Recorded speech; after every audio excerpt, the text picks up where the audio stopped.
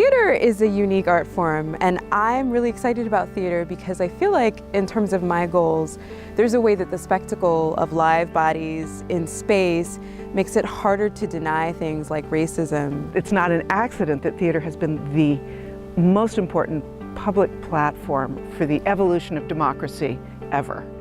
And I fear for it. I fear for its future. We need to articulate that, fight for it, make it important. It's important on small levels, on micro levels, and on macro levels. It's our social platform for ideas. I'm sorry, Internet. But it is, because it's live and it requires presence and it requires courage. Hedgebrook is the kind of place that says, yes, and here's time, and here's space, and here's support, because we believe in you. And that is it's a gift. I don't even know, it is the greatest gift that you can be given as an artist. Somebody to recognize you and just say yes.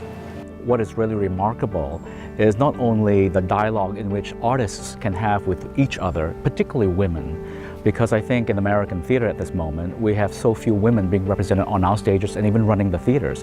So to have a cohort of fellow artists giving, sharing, encouraging, and also mentoring, which I think is a key factor in our field, we have Hedgebrook. That's why I think Hedgebrook is crucial in the fabric of American theater. Theater is alive and theater is communal. You don't do theater alone. And what Hedgebrook is marrying solitude and community. Who wouldn't want this beautiful opportunity in this amazing setting, so well thought through, yet not intrusive? It's like, I don't know how they got that combo right, but they did.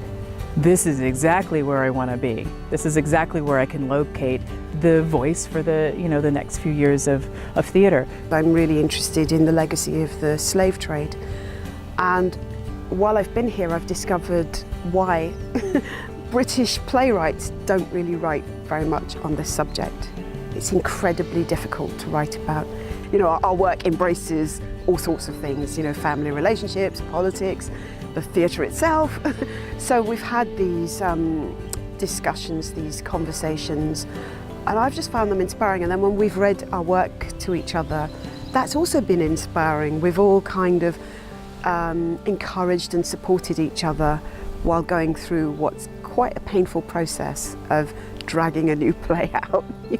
I'm in the privileged position because I'm a director, so part of my job is to help them rip the paper open and unpack it, like if it was a gift, but also part of the privilege of that is recognizing the delicacy of the package. Anybody that's been a teacher in the arts or has worked with at-risk populations or youth populations knows very viscerally that it's a lifesaver for people. When I was growing up, I was in this very rural southern area, and I never saw myself on television. I never saw myself in the movies unless it was making fun of where I was from. And then I read Dorothy Allison's Bastard Out of Carolina when I was 14, and I felt like all of a sudden I was seeing the world that I lived in for the first time.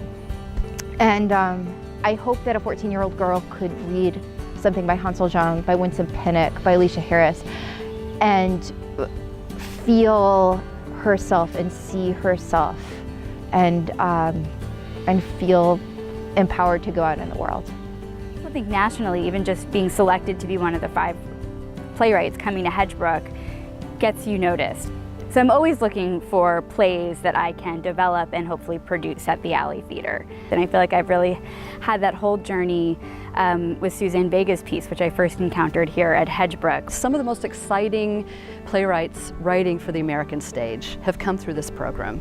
They include women who've gone on to win Pulitzer Prizes, MacArthur Genius Fellows, Tony Awards, Obie Awards. Many of them are also writing for television and film now, so Emmy Awards, Golden Globes. It means that their work and what's quietly happening in these cottages here, the ripple effect of that is just a force of storytelling that's coming to people through theaters, through television, through film, and the impact of that is really profound. There's a movement, a national movement called 50-50 and 2020, and the idea is that by the year 2020, 50% of the plays being produced on stages around the country will be by women playwrights. We have 2 years to get there, but we're really committed to doing that, working with our partner theaters around the country, with other organizations that are supporting women playwrights, because we really believe that we need to be hearing at least 50% from women. We need to hear our stories equally in the cultural conversation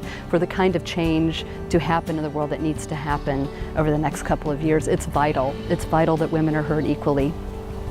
I have like 35 pages of a brand new piece, and I finished a draft of a play that's going into production in the fall in La Jolla. So that's wow, listing. I haven't listed it, but that's a lot of work for 2 weeks. So thank you.